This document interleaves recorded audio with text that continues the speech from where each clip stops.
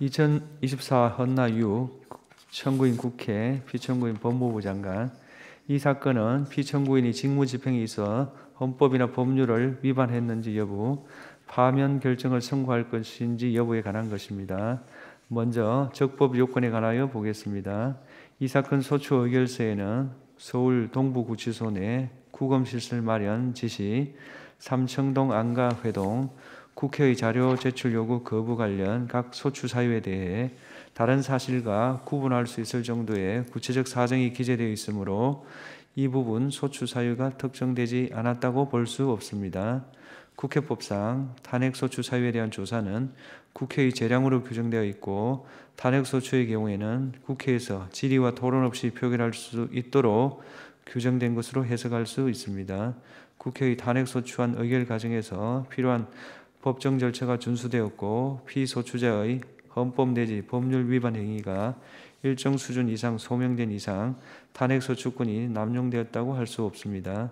따라서 이 사건 심판 청구는 적법합니다. 다음으로 본안에 관하여 소추 사실별로 차례로 보겠습니다. 첫째로 피청구인이 대통령의 내란죄에 가담한 행위에 관하여 보겠습니다. 이 사건 기록상 피청구인이 대통령의 비상계엄 선포 결의를 강화하거나 그 실행을 용이하게 함으로써 비상계엄 선포에 가담하였다거나 국회의원 등을 불법 구금하기 위하여 서울 동부구치소 내에 구금시설을 마련하도록 지시함으로써 비상계엄 선포행위의 중요한 실행행위를 분담하였다고 인정할 증거 또는 객관적 자료가 없습니다. 서울 삼청동 소재 대통령 안전가옥에서의 해동 부분 역시 비상계엄이 해제된 이후에 이러한 해동이 있었다는 사정만으로 피청구인이 내란 행위에 따른 법적 후속 조치를 논의하고 대응 방안을 모색함으로써 내란 행위에 관여했다고 인정할 수 없습니다. 따라서 피청구인이 대통령의 비상계엄 선포에 가담하였다고 인정할 증거 또는 객관적 자료가 부족하므로 이 부분 소추 사유는 인정되지 않습니다. 국회의 자료 제출 요구에 대한 거부 행위가 위법한지 보겠습니다. 1. 장시호 서울구치소 출정 기록 자료 제출 거부 부분에 관하여 보겠습니다. 피청구인이 국회로부터 제출을 요구받은 자료들은 그 제출 요구의 목적과 관련 있는 자료로 보이고, 수용자의 조사나 출정에 관련한 사항으로서 개인의 사생활에 관한 사항이라고 보기 어렵습니다. 국회에서의 증언 및 감정에 관한 법률 2조에 의하면 자료 제출 요구받은 자는 다른 법률 이유로 제출을 거부할 수 없으므로 공공기관의 정보 공개에 관한 법률 조항을 자료 제출 거부의 정당한 사유로 보기 어렵습니다. 따라서 피청구인이 이 부분 자료 제출 거부는 국회 정언감정법 4조 1항 12조 1항을 위반한 것입니다. 2. 대전지방검찰청의 10년간 특수활동비 사용 내역 관련 자료 제출 거부 부분에 관하여 보겠습니다. 이 부분과 관련한 국회 법제사법위원회의 자료 제출 요구는 제출 요구일인 2024년 9월 27일로부터 3일 전인 2024년 9월 24일 법무부에 송달되었으므로 서류 제출 요구가 늦어도 제출 요구일 7일 전에 송달되어야 한다는 국회 정언감정법이 정한 절차를 준수하지 못하였습니다. 그렇다면 부적법한 제출 요구에 대하여 거부한 피청구인의 행위가 국회 정언감정법에 위반된다고 볼 수 없습니다. 3.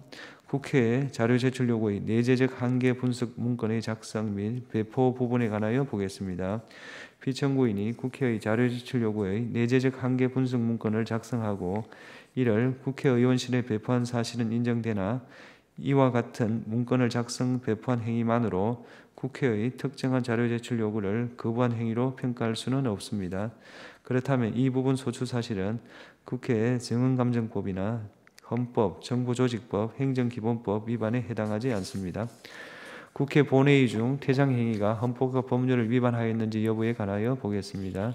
당시 피청구인은 법률안에 대한 제2요구의 이유를 설명하기 위해 자발적으로 국회 본회의에 출석하였으므로 국회의 국무위원에 대한 출석 답변 요구를 전제로 하는 헌법 62조 2항 위반이 성립될 여지는 없습니다. 또한 이 사건 기록에 의하면 당시 국회 본회의에서는 제2요구된 법률안에 대하여 질의 토론 없이 바로 표결을 하였고, 피청구에는 표결이 시작된 후 퇴장하였으므로 피청구인의 행위가 국회법 93조를 위반하여 국회의 안건 심의권을 침해하였다고 볼 수 없습니다. 국무위원이 국회 본회의에서 표결이 마감될 때까지 퇴장해서는 안 된다는 법령상 의무는 없으므로 피청구인의 행위가 국가공무원법상 법령 준수 의무나 성실 의무를 위반하였다고 보기도 어렵습니다. 마지막으로 피청구인을 파면할 것인지에 관하여 보겠습니다.